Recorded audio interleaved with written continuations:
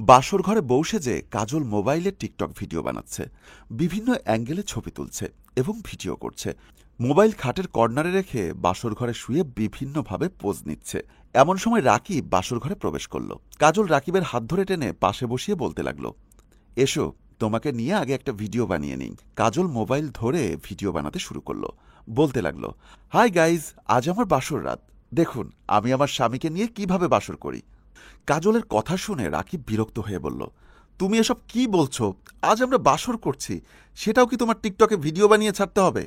জবাবে কাজল বলল, বিয়ে কি আমরা প্রতিদিন করব নাকি? বিয়ে জীবনে একবারই হয়, আর বাসরও জীবনে একবারই হয়। এই বাসরের মুহূর্তগুলো যদি আমার ফ্যান ফলোয়ারদের সাথে শেয়ার না করি, তাহলে ওরা বলবে আমি বিয়ে করলাম, ওদের জানালাম না। কাজলের কথা শুনে রাকিব এবার রেগে গিয়ে বলল, তাহলে এখন লাইভে যাও, আমরা বাসর ঘরে বিড়াল মারব, সেটাও তোমার ফ্যান ফলোয়ারদের দেখাও। রাকিবের কথা শুনে কাজল বলল, আরে, এটা তো তুমি ভালো কথা মনে করিয়ে দিয়েছ। দাঁড়াও, মোবাইলটা বসিয়ে নেই, তুমি আমাকে আদর করবা, আমিও তোমাকে আদর করব, সেটা আমার সব ফ্যান ফলোয়াররা দেখুক কিভাবে আমি বাসর করছি। কাজলের কথা শুনে রাকিব নিজেকে আর কন্ট্রোল করতে পারল না। নতুন বউ, তাই গায়ে হাত তুলতে পারছে না। তাই রাকিব যখন রাগ করে খাট থেকে উঠে আসতে যাবে, কাজল তখন রাকিবের হাত ধরে পাশে বসিয়ে বলল, শোনো, তুমি শুয়ে থাকো, আমি কিছু ভিডিও বানিয়ে নেই, তারপরে আমিও তোমার পাশে শুয়ে থাকব। রাকিব রাগ করে একপাশে শুয়ে পড়ল। কাজল লাইভে বলতে লাগলো, দেখুন বন্ধুরা, আমার হাজব্যান্ড বাসর ঘরে আমাকে আদর না করেই ঘুমিয়ে পড়েছে। এভাবেই বাসর ঘরে স্বামী ঘুমিয়ে পড়ার পরও কাজল লাইভে ফ্যান ফলোয়ারদের সাথে কথা বলছে। পরদিন রাকিব রাস্তা দিয়ে যাচ্ছে। সাকিব রাকিবের কাছে এসে বলতে লাগলো, কিরে বন্ধু, বাসর কেমন হলো? জবাবে রাকিব বলল, আর বলিস না, ভালোই হয়েছে।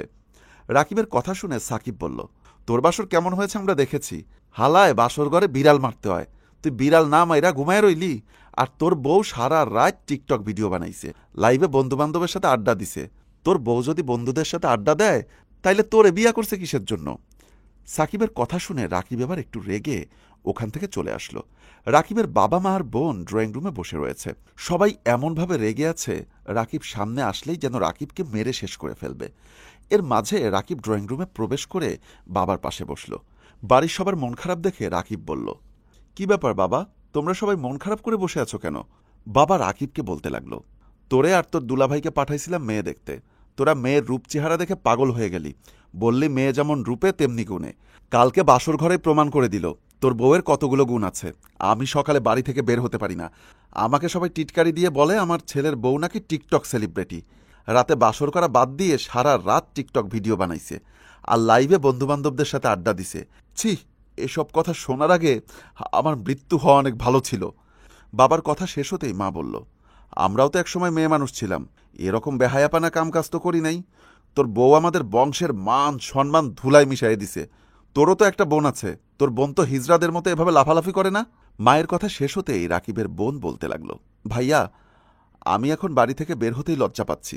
আমার কলেজ ফ্রেন্ড যারা আছে সবাই ফোন করে যাতা বলছে, তুমি যদি ভাবিকে শাসন করতে না পারো, তাহলে ভাবিকে নিয়ে শ্বশুরবাড়ি গিয়ে ঘর জামাই থাকো, আর ভাবির পেছনে দাঁড়িয়ে দাঁড়িয়ে হিজড়াদের মতো ভিডিও বানাও। বাবা মা ছোট বোনদের কথা শুনে রাকিব ওখান থেকে বাহিরে চলে আসলো। বাড়ির ছাদে দাঁড়িয়ে দাঁড়িয়ে কাজল টিকটক ভিডিও বানাচ্ছে। টি শার্ট আর প্যান্ট পরে রাকিব কাজলের কাছে গিয়ে জিজ্ঞাসা করল, তুমি এসব কি শুরু করেছ? তুমি এই বাড়ির বউ, এভাবে প্যান্ট টি শার্ট পরে ভিডিও বানাচ্ছ, তোমার লজ্জা করে না? চলো, তোমার সাথে কিছু কথা আছে। কাজল বলল, আরে কথা পরে বলো, এখানে ভালো কালার আসছে, একটা ভিডিও বানিয়ে নিই। কাজলের কথা শুনে রাকিব রেগে কাজলের হাত ধরে টানতে টানতে বাসার ছাদ থেকে চলে আসলো। মা বাবা আর বোন তখনও ড্রয়িং রুমে বসেছিল। রাকিব কাজলকে নিয়ে বাবার সামনে গিয়ে বলতে লাগলো, আজকের পর থেকে তুমি আর মোবাইল চালাতে পারবে না। এই বাড়িতে একটা আদব কায়দা আছে, তোমাকে শাড়ি পরে থাকতে হবে, আর যদি তুমি শাড়ি পরতে না পারো, তাহলে সালোয়ার কামিজ বানিয়ে দিব, সেগুলো পরবে। রাকিবের কথা শুনে কাজল বলল, তুমি আমাকে শাড়ি পরে থাকতে বলছো? তুমি জানো টিকটকে আমার 1 মিলিয়ন ফলোয়ার্স? আমি যদি শাড়ি কাপড় পরতাম তাহলে আমার এত ফ্যান ফলোয়ার হতো না। আমি কোনোদিনই শাড়ি পরে থাকতে পারবো না, আমি প্যান্ট আর টি শার্ট সবসময় পরবো, এটা আমার অভ্যাস। কাজলের কথা শুনে বাবা বলল, বৌমা, এতদিন তুমি তোমার বাবার বাড়িতে ছিলে, তোমার যা খুশি করেছো, যা খুশি পরেছো। এখন তুমি আমাদের বাড়ির ছেলের বউ, এই বাড়িতে তুমি এই বেহায়াপানা পোশাক পরতে পারবে না, তোমাকে পর্দার ভিতরে থাকতে হবে, আর টিকটক ভিডিও বানাতে পারবে না। বাবার কথা শুনে কাজল বলতে লাগলো, আমি প্রয়োজন হলে আপনার ছেলেকে ডিভোর্স দিয়ে চলে যাব, তবুও আমি টিকটক ছাড়তে পারবো না। টিকটক ভিডিও না বানালে সেদিন আমার ঘুম আসে না। আমি আমার স্বামীকে ছাড়তে পারবো, তবুও টিকটক ছাড়তে পারবো না।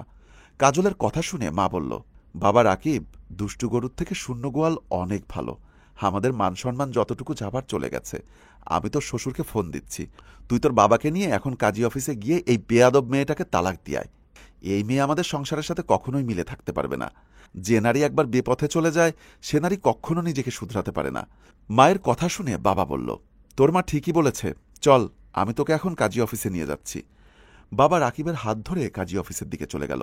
কাজল খুশি হয়ে বলল, যাক, ভালোই হয়েছে, এখন আর আমাকে কাউকে কৈফিয়ত দিতে হবে না। এখনই একটা ভিডিও বানিয়ে আমার ফ্যান ফলোয়ারদের জানিয়ে দেই, বিয়ের পরদিন আমি নিজেই ডিভোর্স নিয়ে নিলাম। বন্ধুরা, এটাই ছিল একজন টিকটক আসক্ত নারীর বিবাহিত জীবন। আমার এই গল্পটি যদি ভালো লেগে থাকে, অবশ্যই লাইক, কমেন্টস এবং শেয়ার করে আমাদের পাশেই থাকবেন। ধন্যবাদ।